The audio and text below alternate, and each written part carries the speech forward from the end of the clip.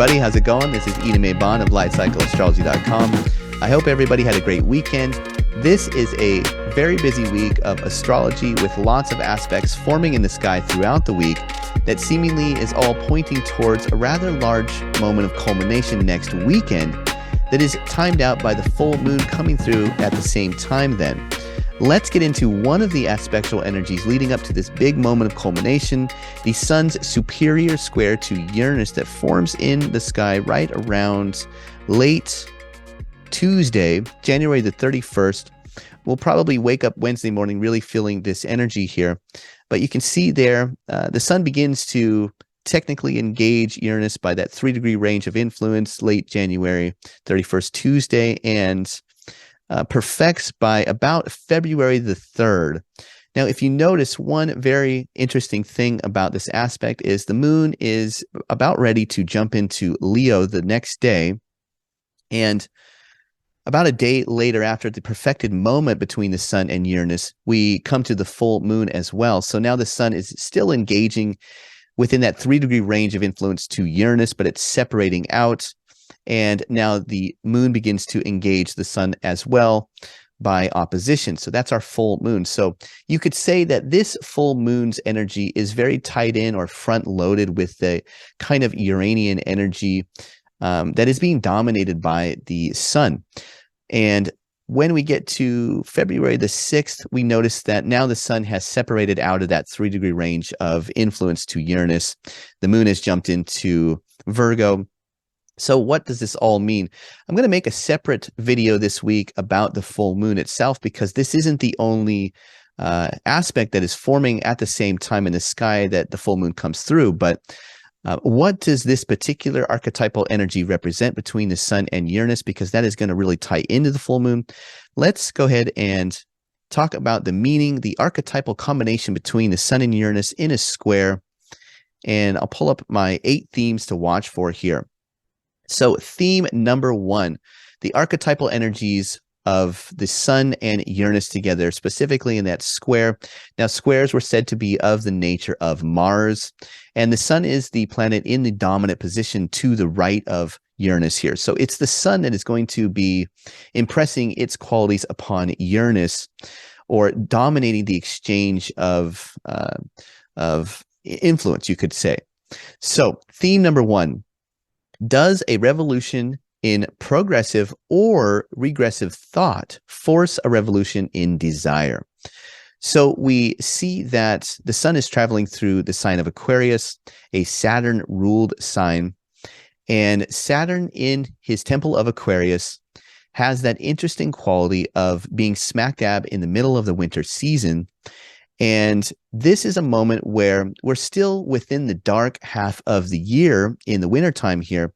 But by this time, the sun is steadily increasing its daylight day by day. So there is still more darkness in a 24-hour period, or nighttime in a 24-hour period, than there is daytime.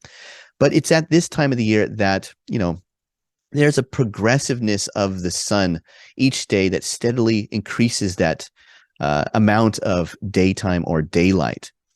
So Saturn is a planet that typically looks back towards the past and tries to uphold the status quo, or tries to sync up with the established order. It's a planet of, the big governmental institutions that have always been and it always will be. But what's very interesting is that Aquarius is also a sign that has a sort of built-in contradiction where it holds true to that Saturn quality of looking back towards the past, upholding the status quo, upholding the traditions and the establishment, while simultaneously feeling that sense of light increasing that is very progressive. The light that comes into being at the time of the springtime is representative of the new order that will overtake the old order. So Aquarius has this built-in tension where it's always looking towards the past and sort of simultaneously looking ahead towards the future in a kind of progressive way. Saturn also has a very mystical quality. So this is why, actually, in modern astrology, we talk about Uranus being the modern ruler of Aquarius. And Uranus is a planet that is connected to the future, futurism, technology, all that kind of thing. So you really do see a similarity between the ancient ruler of Aquarius and the modern ruler.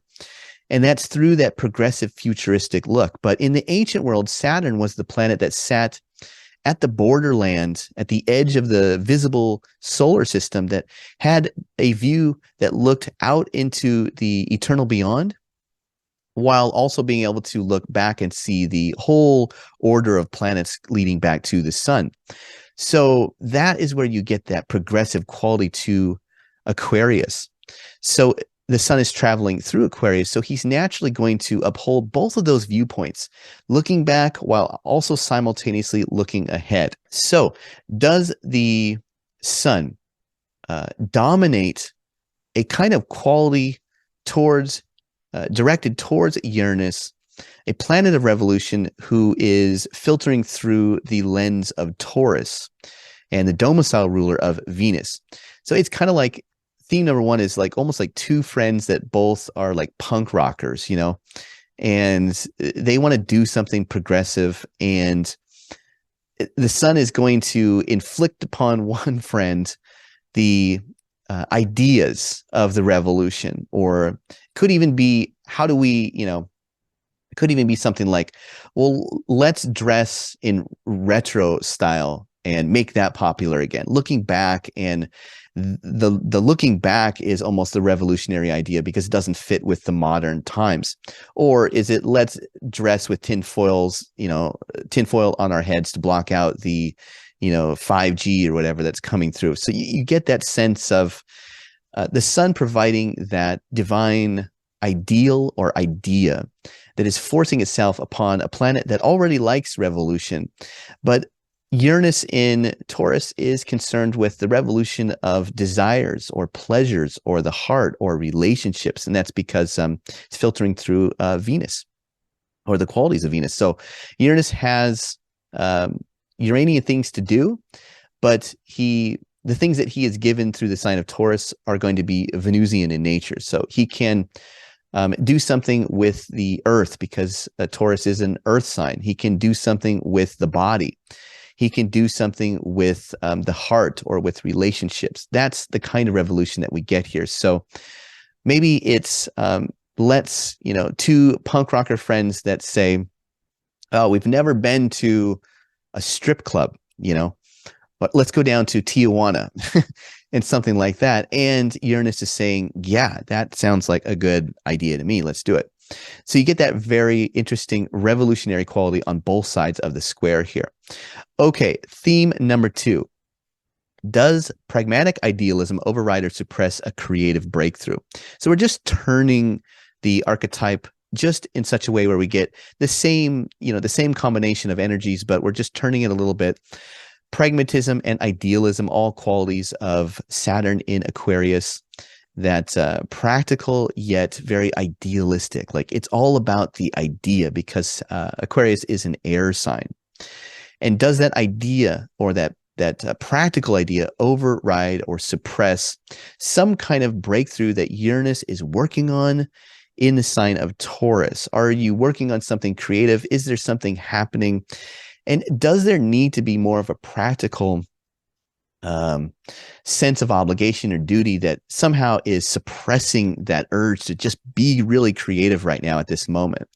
I could see that as part of this energy as well. Theme number 3, does some kind of cold, dark, austere image control a disruptive passion? Okay, same type of themes, but turning the jewel a little bit again. That quality of Aquarius having that cold, dark, austere, Saturnine winter quality. Is that really providing like a bucket of cold water on some disruptive Uranian urge to just unleash some kind of passion or breakthrough of passion? I could also see that. So it's almost just a riff off of theme number 2, you could say. Now, theme number 4, are the realities of duty infringing upon your discovery or excitement of joy, pleasure, or love? the same types of things, but this time it's more directed at maybe there are duties and obligations that you really need to focus on, and that is going to be the dominant thing that um, infringes upon the discovering quality of Uranus. So the discovering quality that says, I want to find a new way to have excitement. I want to experience joy in a way I've never done before, or pleasure, or I want to break up with my partner and meet somebody new. But does duty comes into it? Well, maybe, now is not the great time to decide to buy a motorcycle because we need to save money, or now's not the right time to break up in my relationship because, we've just bought a new car, or something like that, right? Some kind of duty infringing upon your ability to discover, maybe experiment, that Uranian experimental discovering quality that has to do with joy, pleasure, sex, love, romance, relationships, etc. Okay, theme number 5, encountering unexpected requirements from a partner or circumstance that is asking you to change what you love, what brings comfort or pleasure, that brings with it disruption of the previous stability of those things. So Taurus is a sign that is also a stabilized or fixed seasonal time. It is the smack dab middle of the springtime, where once the energies turn out of winter into springtime, that happens at the end of Pisces and the beginning of Aries. Taurus is the time of year that takes those springtime energies and stabilizes them. Now the light is steadily growing within the light half of the year. So is there something that has already been like the status quo of pleasure, the status quo of something that you are slowly heading towards in terms of like a goal or an ideal of beauty or success? That is Taurus. Uranus there is potentially a disruptive force that is going to be that that spark, that firecracker that all of a sudden explodes and sort of disrupts that steady goal of beauty or progressive success. Taurus is oftentimes an energy that looks towards the culmination of light for the light half of the year. And so it's very goal oriented in this very steady, plodding kind of way. It says, I want to buy a house. I need to save the money, and I'm going to work at that slowly and steadily every single day. That's my ideal form of beauty or stability, of pleasure or comfort. And with Uranus there are going to be times where, Uranus has been in Taurus for a long time now. There are definitely going to be those moments where that stable ideal is just broken up or disrupted. Could this be one of those times where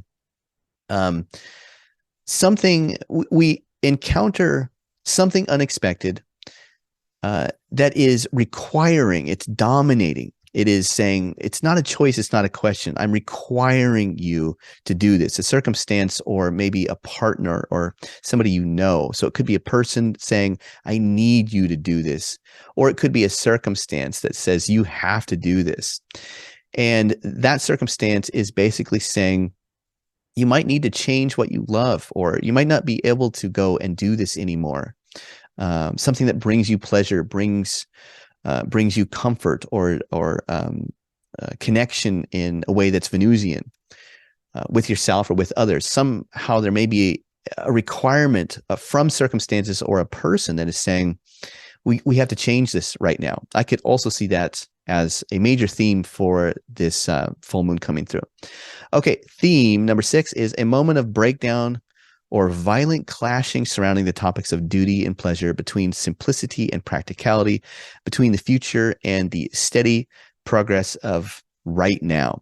So this is pretty much the same kind of thing, but we add in the potential quality for a Uranian kind of violence, because Uranus was discovered near the time of various overthrows of governments, revolutions, and things like that. So Uranus has always had that connection to a violent revolution or violent disruption or violent overthrow. There's a quality of violent or there's a violent streak that comes through the planet Uranus. So there is always the danger. Now, I'm not saying this will be the case, but there is always the danger with Uranus that if the pressure isn't released, if the breakthrough cannot happen, then sometimes it'll come about violently. So pretty much the same thing.